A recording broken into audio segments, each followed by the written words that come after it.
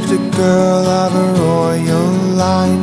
The ancient stories do recall.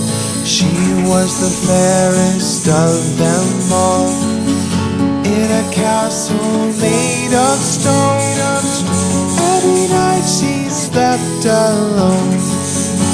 Any noise that would raise the dead couldn't wake her sleepy head.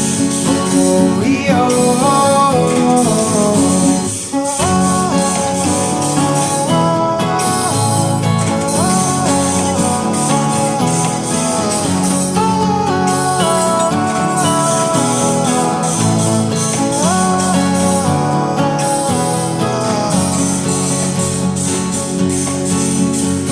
A stranger came from a foreign land, asking for the maiden's hand.